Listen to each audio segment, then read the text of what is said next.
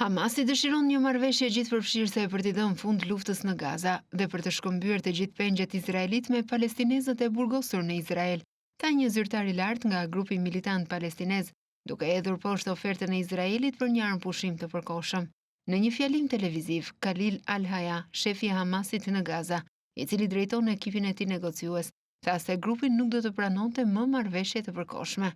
Në vend të kësaj, Haya tha se Hamasi ishte i gatshëm të angazhohej menjëherë në negociatat gjithëpërfshirëse për të liruar të gjithë pengjet e mbetura në paraburgim në këmbim të përfundimit të luftës në Gaza, lirimit të palestinezëve të burgosur nga Izraeli dhe rindërtimit të Gazës.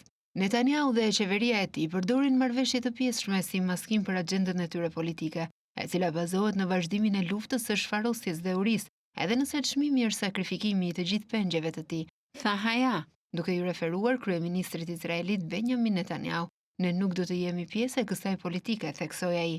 Ndërmjetësuesit egjiptian kanë punuar për të ringjallur marrëveshjen e armpushimit të janarit, që ndaloi luftimet në Gaza para se të prishej muajin e kaluar, por ka pasur pak shenja përparimi mes Izraelit dhe Hamasit, që fajsojnë njëri tjetrin. Raundi i fundit i bisedimeve të hënën në Kairo për rivendosjen e armpushimit dhe lirimin e pengjeve izraelit përfundoi pa ndonjë përparim të dukshëm, thanë burimet palestineze dhe egjiptiane, njofton Reuters. Izraeli kishte propozuar një armpushim 45 ditor në Gaza për të lejuar lirimin e pengjeve dhe potencialisht fillimin e bisedimeve indirekta për t'i dhënë fund luftës. Hamasi ka refuzuar tashmë një nga kushtet e tij, që të dorëzojë armët. Në fjalimin e tij, Haya akuzoi Izraelin se ofron një kundërpropozim me kushte të pamundura.